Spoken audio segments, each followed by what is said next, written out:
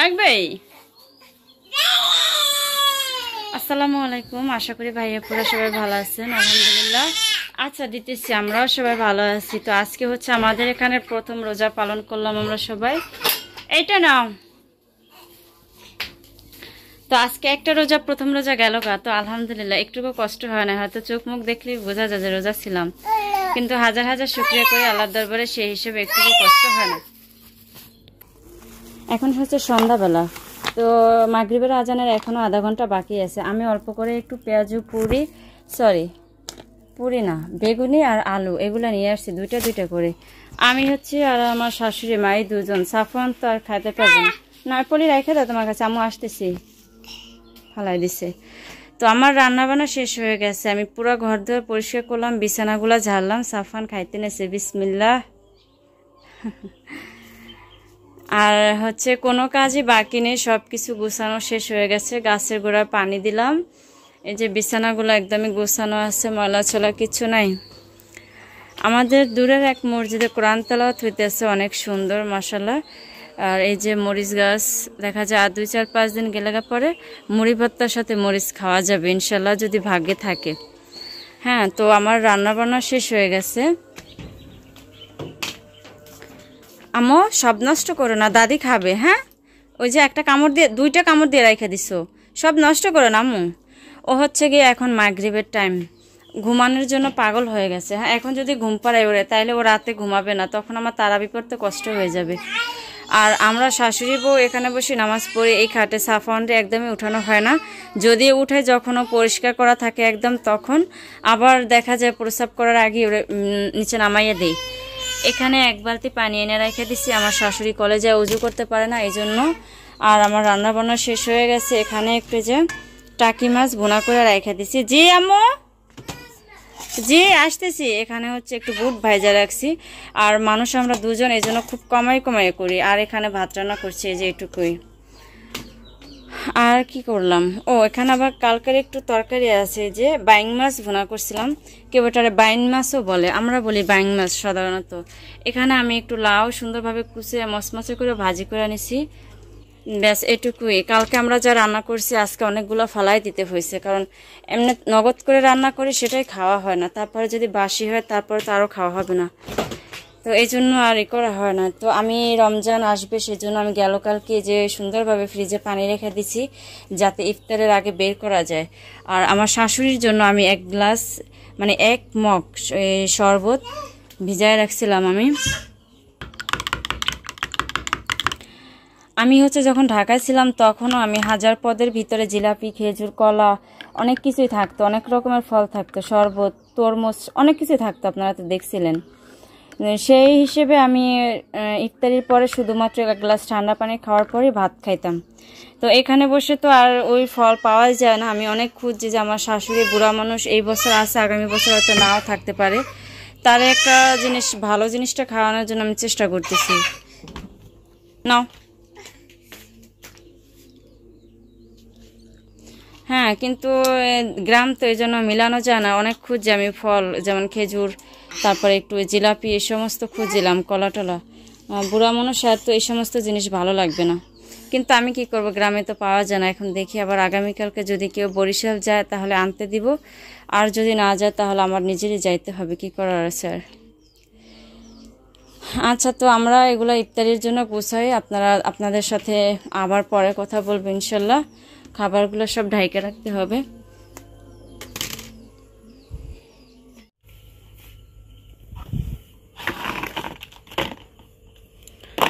এক packet coil আনছিলাম, শেষ হয়ে গেছে, একটাই আছে শুধুমাত্র।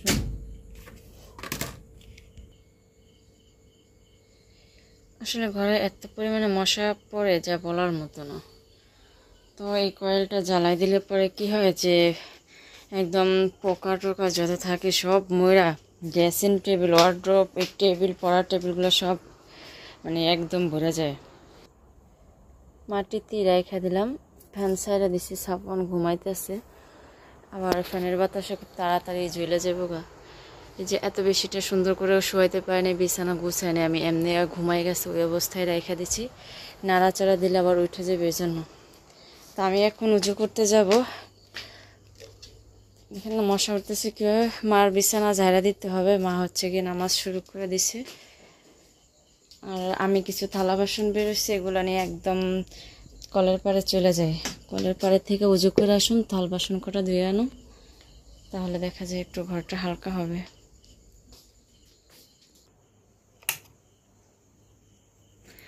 এই বিছানায় বসে ইফতার করছিলাম। আজকে ইফতারে যদি অত বেশি কিছু করতে পারিনি, তারপরও যাই হোক আলহামদুলিল্লাহ। জানি না মা মন ভরা খাইতে পারছে কি না পারছে। যাই হোক কালকে দেখি, আগামীকালকে চেষ্টা করবে একটু বাইরে যাওয়ার, হালকা পাতলা কিছু নিয়ে আসি। ফল টল খেজুর একদমই নাই, যেগুলো ছাড়া আসলে রমজানই জমে না। বাচ্চা কাচ্চা আছে, ওরা একটু ঘরে বসে যদি মিষ্টি খাবার না খাইতে পারে তাহলে তো আর হয় না।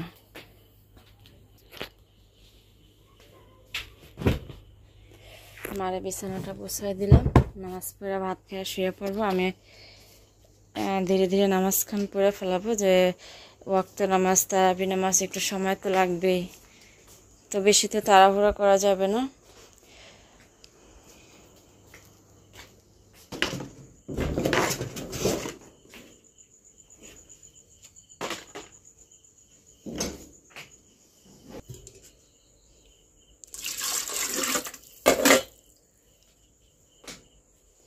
রমজান মাস বেশি অপচয় করা যাবে না। এই মাসে আরও বেশি যদি অপচয় হয় তাহলে তো আরও বেশি খারাপ। যেটুকু আমাদের প্রয়োজন সেটুকু খাওয়াই ভালো আমি মনে করি। যাই হোক আলহামদুলিল্লাহ, সন্ধ্যার পরে থেকে কম হলে এটার 5 গ্লাস পানি খাওয়া হয়েছে আমার। নামাজ কত রয়েছে মা? ভাত বাইরে থেকে যাবো, খাইবেন না? অল্প করে কটা খাইয়ে লেতেন, তাহলে ওরা দেখে আমি রুজু করতে গেলাম, কলে গেলাম আমি।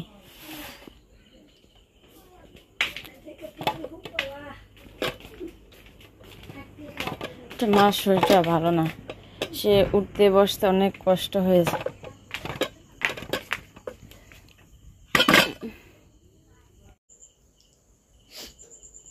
তো রাতের এখন প্রায় 11টা বাজে। সাফওয়ান ঘুমাইছে তখন 8টা বাজে, 8টা সোয়া 8টার মতো বাজে। ও ঘুমাইতে চাইছিল কখন থেকে জানেন, আসরের আজান দিছে তখন থেকে ঘুমানোর জন্য পাগল হয়ে গেছে। শুধু আমারে কয় চলো চলো, আর যদি ঘরের ভিতরে ঢুকি তাহলে খাটটা দেখাই দেয়। আমি তো বুঝছি যে হয়তো ঘুমাইবো, আর ওই টাইমে যদি ঘুমাইতো মাগরিবের আজানের পরে আবার উঠতো। এই জন্য আমি ওরা নিয়ে বাইরে বাইরে ঘুরছি, খেলাধুলার সাথে সময়টা পার করে তারপরে ইশারার আজানের সময় ঘুম পাড়াইছি। তো এই জন্য সব কিছু রিল্যাক্সে খাওয়া দাওয়া নামাজ কালাম সব কিছু হয়েছে, এখন ঘুমাবার রাত্রে অনেক হয়েছে। তো খাওয়া দাওয়া করলাম, আমার শাশুড়ি খাইলো না ভাত, শুধু ইফতারি করছে, একটু শরবত খাইছে আর কটা বুট মুড়ি খাইলো। তো ভাত আর খাইলো না, অনেক হাতলাম যে খান অল্প করে, খাইবো না। তোমার শাশুড়ি খাওয়া দাওয়া এরকমেরই, সে আমার আবার আছে ভোর রাত্রে দুকা খাইতেও পারে নাও খাইতে পারে, বলা যায় না।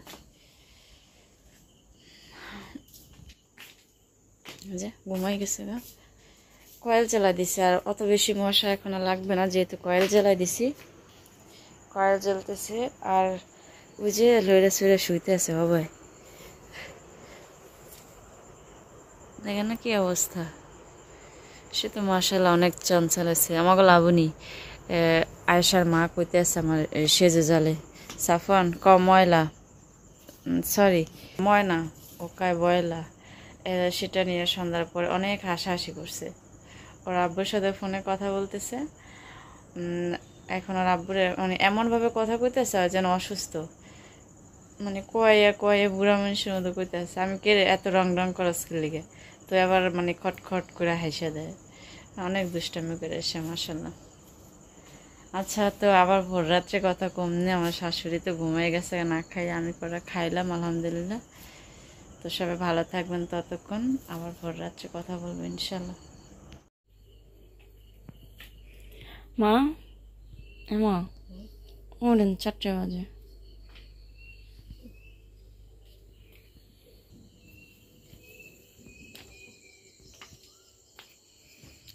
মা সবাই উঠছে আজকে, বাইরের পাশে অন্ধকার কেমন দেখা যায়।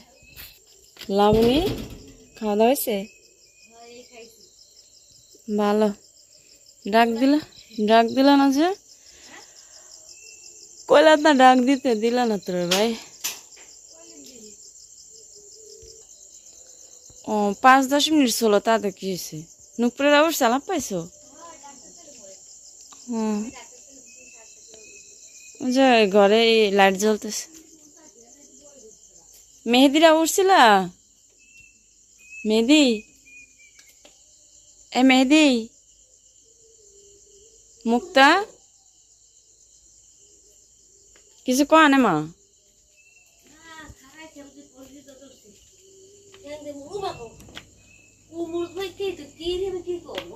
না খাইয়ে ঘুমাই গেছেন পানি আমি আইনে রাখছি না বেশি আওয়াজ দিয়ে না সাফন উঠে যাবে কিন্তু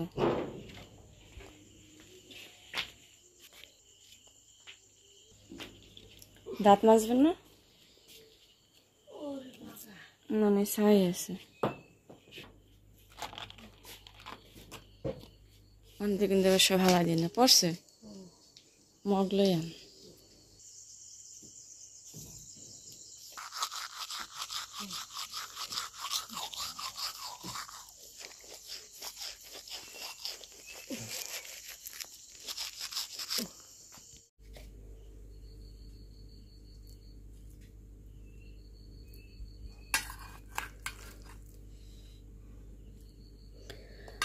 আসলে প্রথম তো কম হলেও 1 সপ্তাহ যাবে এরকমের মানে খাওয়া যাবে না অভ্যাসটা হইতে আর 1 সপ্তাহ 5-6 দিন তো যাইবই গেল কালকে রাত্রে আমি মা যা খাইতে নিয়েছিলাম সবই আবার রাইখা দেওয়া হয়েছে ওইভাবে করে আজকে এই জন্য কমাই নিছি আমি যেটুকু নিয়েছি মারে এর থেকে কম দিলাম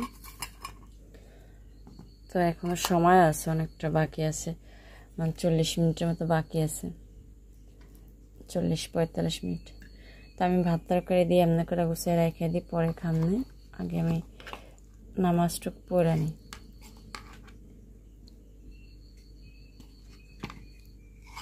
মা একটা মাছ নেন ওইটা আব্বুরে ডাকতে আছে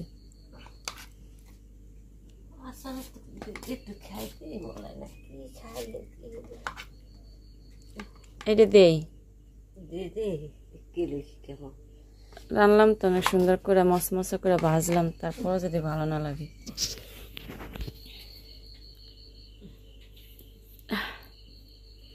আপনারা খান আমি পরে খামন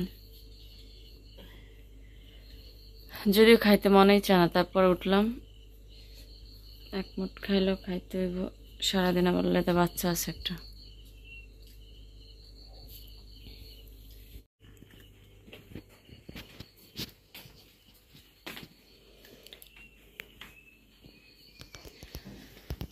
তো নামাজ পড়ে উঠা তাহাজ্জুদ নামাজ পড়লাম মা শুয়ে পড়ছে খাওয়া দাওয়া করে আমি এই যে বসলাম কেবলমাত্র সাফন ঘুমায় গেছে আবার উঠছিল একবার ওঠার পরে সে আবার শুয়েছে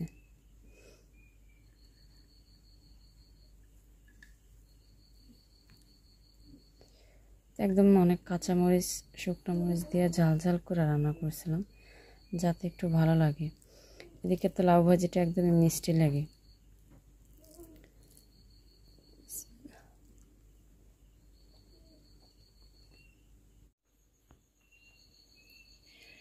তো আমাদের রিজিকে যা ছিল তাই খাইলাম ইফতারিতে দেখলেন তারপরে সিহরিতে খাইলাম দোয়া করবেন সবাই আল্লাহ পাক রব্বুল আলামিন যেন আমাদের 30 রোজা 5 ওয়াক্ত নামাজ এবং তারাবি সহ তাহাজ্জুদ সহ আমাদের পড়ার তৌফিক দান করে আমিন আর হচ্ছে ওইভাবে করে দেখানোর মতো যদিও আমার ঘরে কিছুই নাই তারপরে 2 শাশুড়ি বউ কথাও শুধু 2 জনের কাজও শুধু আমার একার তো কিছুই দেখাতে পারি না কিন্তু তারপরেও আমি দিন শেষে মনে করি যেখানে আমি একটা কাজ করি প্রতিদিন আপনাদের সাথে কম বেশি কথা হয় তো ভাবলাম যে কাজ তো সবসময় দেখানো হয় বা আমাদের মতো মানুষ গ্রামে যারা এভাবে আসে এর থেকেও কেউ খারাপ খায় এর থেকেও ভালো খায় ভালো মন্দ জিনিসটা বড় না বড় হচ্ছে আমাদের রিজিকে যেটা আছে সেটাই আমরা খাবো আর হচ্ছে এই জন্যই ভাবলাম যে একটু সিহরি ইফতার এগুলোই আপনাদের সাথে শেয়ার করি তো তো আজকে প্রথম ওইভাবে করে আমি বেড়াতে গেছিলাম, প্রস্তুতি ভালোভাবে নিতেও পারিনি, যেহেতু বেড়াইয়া আসছি কতদিন। তারপরে দুই একটা রোজা যাক, সব কিছু ঠিকঠাক হোক, তারপরে আবার সুন্দরভাবে সব কিছু গুছিয়ে নেব ইনশাল্লাহ। সবাই ভালো থাকবেন। আমাদের এইটুকু কাজের ভিতরে যদি ভুল ত্রুটি হয়ে থাকে তাহলে সবাই ক্ষমা করে দিবেন, আর দোয়া করবেন আমাদের জন্য। আমরা সবার জন্য দোয়া করি, আল্লাহ পাক রব্বুল আলামিন সবাইকে রোজা রাখার তৌফিক দান করুক। আর রমজান মাস হচ্ছে এমন একটা মাস, রহমতের মাস, বরকতময় একটা মাস আমাদের জন্য। এই বছর পাইছি, আগামী বছর হয়তো আমরা অনেকেই পাবো না,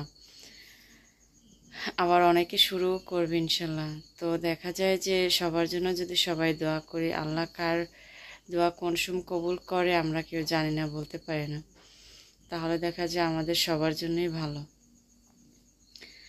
হ্যাঁ কি, তো সবাই ভালো থাকবেন। আসসালামু আলাইকুম ওয়া রাহমাতুল্লাহি ওয়া বারাকাতুহু।